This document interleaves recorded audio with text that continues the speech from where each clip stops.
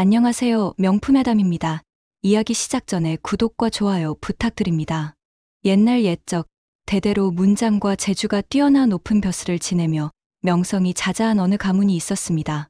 그의 이름은 이한웅으로 아버지 이승도는 호조판서 자리에 있었지요. 이승도는 집안에 대한 자부심이 대단한 사람이었습니다. 그러다 보니 이 집안을 대대로 영화롭게 이어나가는 것이 그의 가장 큰 바람이었지요.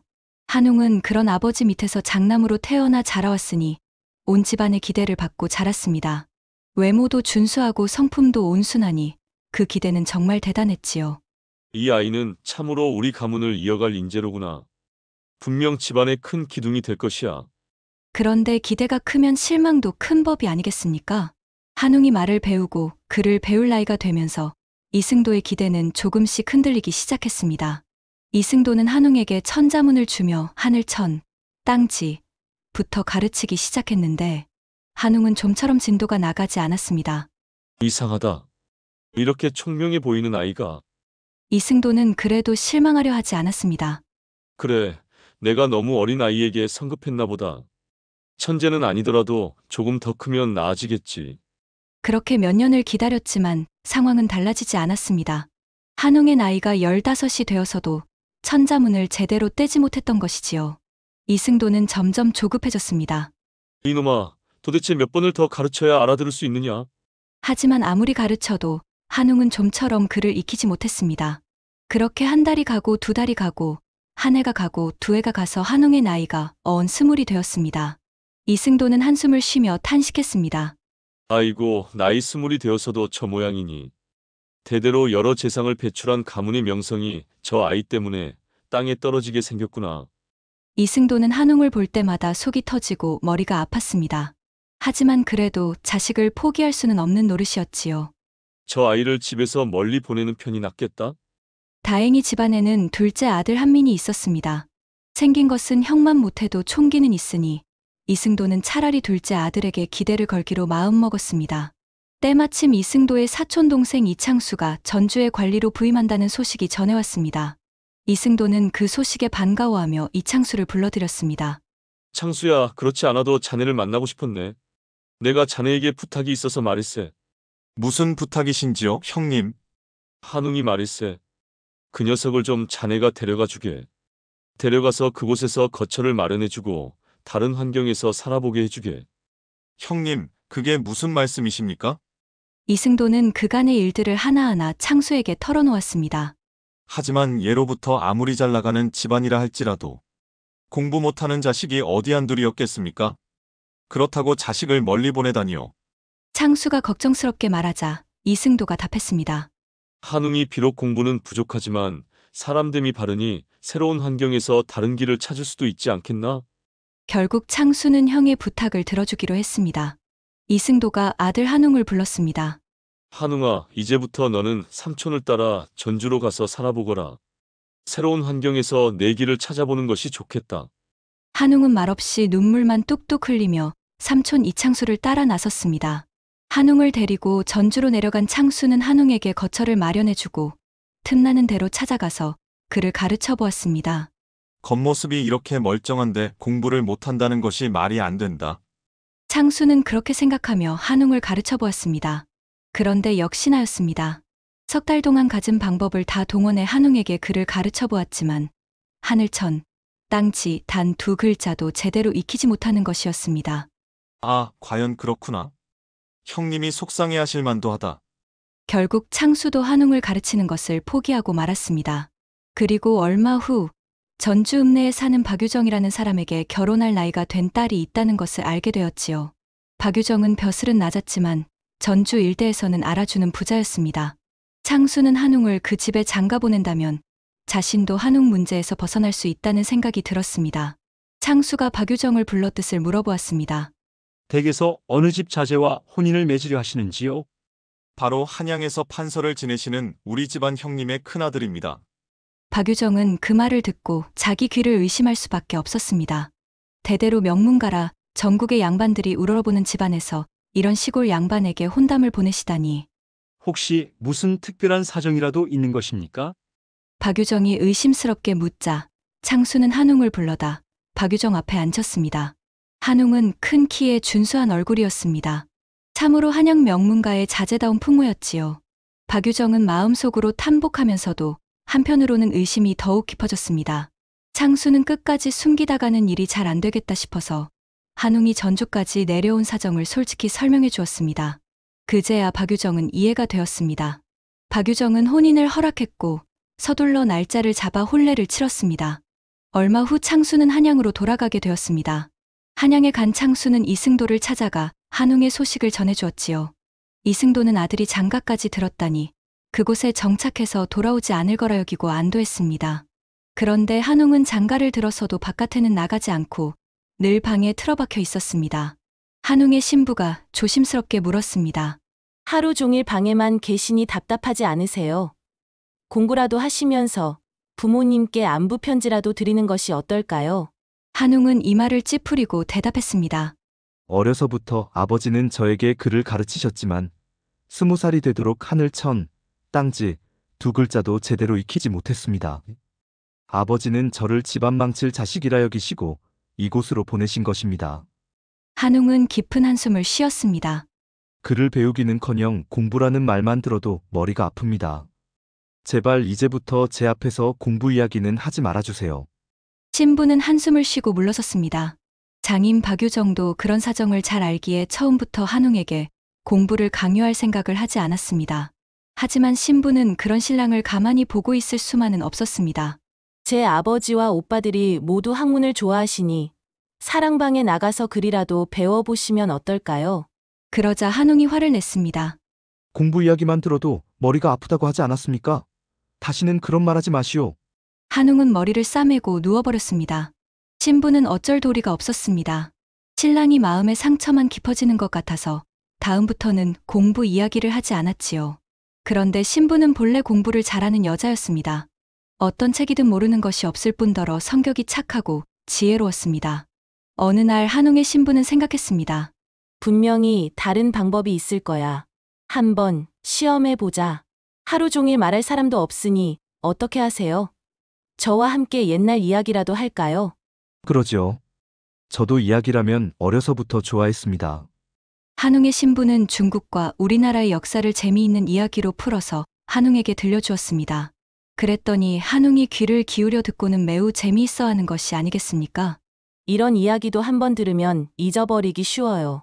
한번 따라 해보시겠어요? 한웅은 이야기라면 자신이 있었습니다. 쭉 외워서 말하니 하나도 틀림이 없었지요.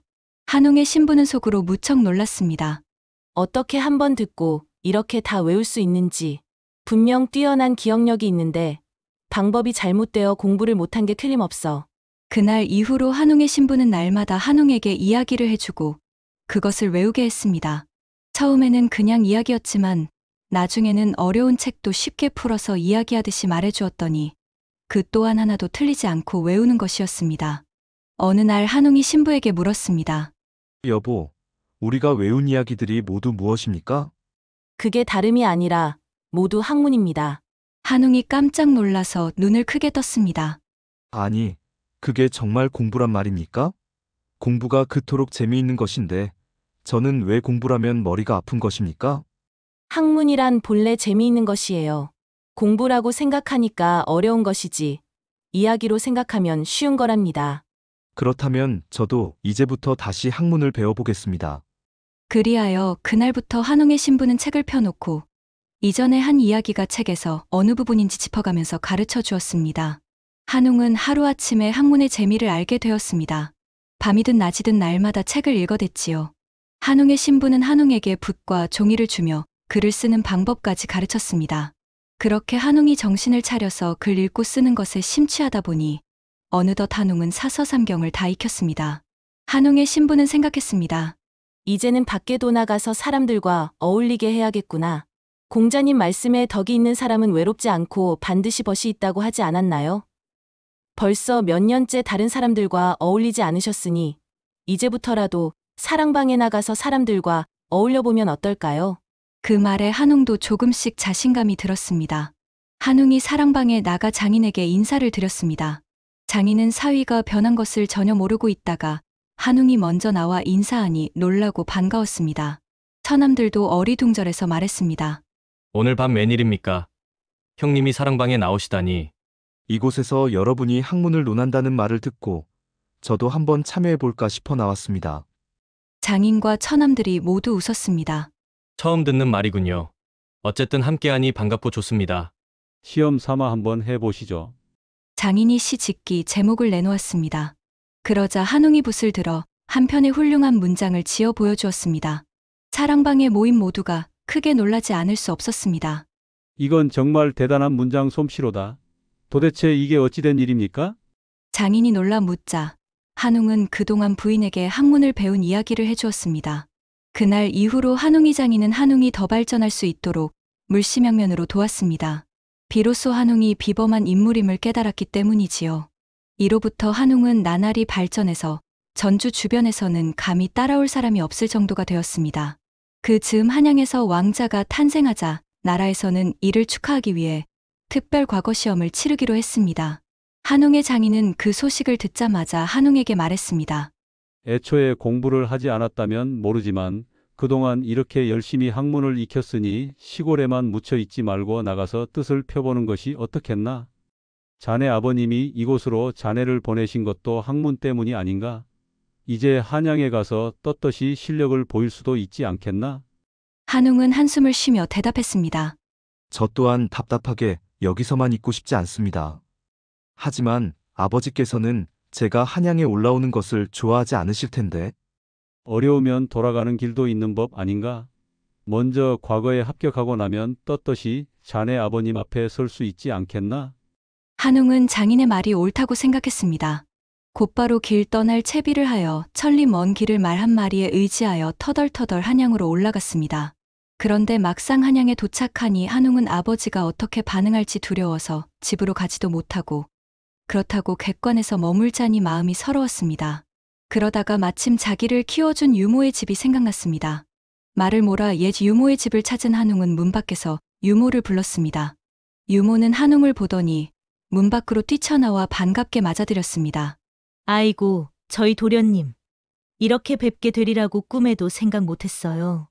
그런데 만약 아버님께서 이 사실을 아시면 큰일 납니다. 저희 집에서 당분간 몸을 숨기고 계세요. 밤이 되자 유모는 몰래 한웅의 어머니에게 가서 이 사실을 알려주었습니다. 도련님이 저희 집에 와 계십니다. 한웅의 어머니는 한웅을 보낸 후로 아들을 생각하며 눈물 짓지 않은 날이 없었습니다. 한웅이 왔다는 말을 듣자 당장이라도 달려가 보고 싶었지만 남편이 알까 두려워 유모에게 조용히 부탁했습니다. 다음 날은 과거를 보는 날이었습니다. 과거장에 이르니 동생 한민도 와 있었습니다. 한민은 형이 글도 못하는데 나온 것이라 생각하고 혹 누가 알아볼까봐 가까이 가려 하지 않았습니다. 드디어 시험 문제가 나왔습니다. 다른 사람들은 서로 다투어 나가서 문제를 베껴오는데 한웅은 그냥 빈손으로 나가서 잠깐 보고 모두 외워서 자리로 돌아왔습니다. 그러고는 조금 생각하더니 먹을 갈아서 붓을 놀리기 시작했습니다.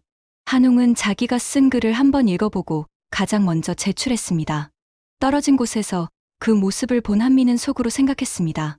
설마 저렇게 빨리 글을 지을 수 있을 리가. 분명 형이 대충 쓰고 나간 것이겠지. 그런데 시관이 심사를 끝내고 보니 한웅이 장원이었습니다. 마침 시관은 한웅의 아버지 이승도와 친구 사이였기에 한웅의 장원을 축하하려고 이승도의 집으로 달려갔습니다. 시관이 이승도의 집으로 들어서서 큰 소리로 장원급제자를 축하하러 왔소 라고 외쳤습니다. 이승도는 그 소리를 듣고 둘째 아들 한민을 부르는 줄 알고 기뻐하며 뛰쳐나갔는데 뜻밖에도 장원급제자는 몇 년 전 전주로 보낸 큰아들 한웅이라는 것이 아니겠습니까? 이승도는 시관에게 농담하지 말라며 소리를 질렀습니다. 전주 시골에 있어야 할 놈이 한양에 올라와서 급제라니 당치도 않소. 분명 남의 글을 뺏겨온 것일 거요. 이승도는 당장 한웅을 잡아오라고 호통을 쳤습니다. 한웅은 유모의 집에서 쉬고 있다가 아버지의 갑작스러운 부름을 받고 달려왔습니다. 한웅은 두려운 마음으로 마당에 엎드렸습니다. 아버지는 정말로 화가 나 있었습니다.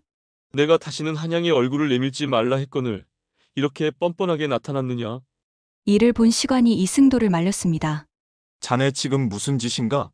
이 무슨 행동이란 말인가? 이승도는 그간의 일들을 시관에게 털어놓았습니다. 그러자 시관이 잠시 생각하다가 말했습니다.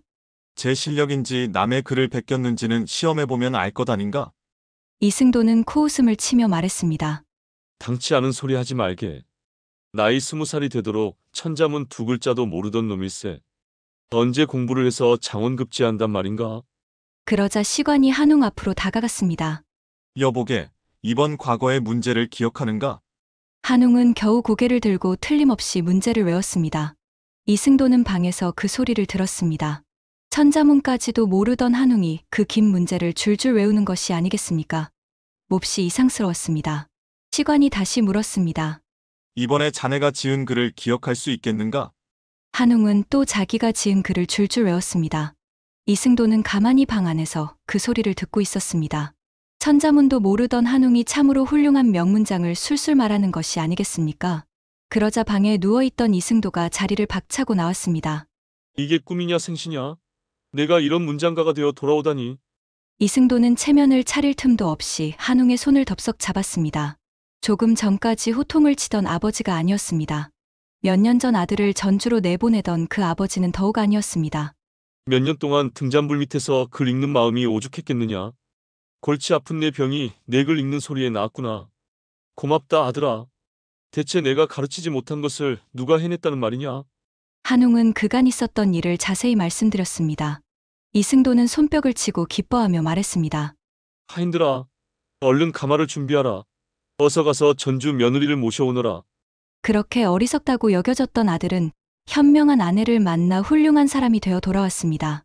그리고 한웅은 박학하고 문장 실력이 뛰어난 학자로서 훗날 예조판서와 대제학 등을 지냈다고 합니다. 누구나 다 다른 재능과 학습 방식이 있기 마련입니다. 어쩌면 누군가를 가르치기에 앞서 그 사람만의 재주와 재능, 그리고 학습 방식을 알아보는 것이 먼저일지도 모르겠습니다. 한웅은 전통적인 방법으로는 글을 배우기 어려웠지만 이야기를 통한 학습법으로는 뛰어난 능력을 보였습니다. 때로는 방법을 바꾸면 전혀 다른 결과를 얻을 수 있습니다. 포기하지 않고 새로운 방법을 찾아보는 지혜, 그리고 각자의 다름을 이해하고 받아들이는 마음이 중요한 것이 아닐까요? 오늘 이야기는 여기까지입니다. 명품 야담의 다음 이야기를 빠르게 만나보시려면 동그라미를 클릭하여 구독해주세요. 다음 동영상과 추천 동영상에도 재미있는 이야기가 있으니 즐겁게 시청해 주시기 바랍니다. 감사합니다.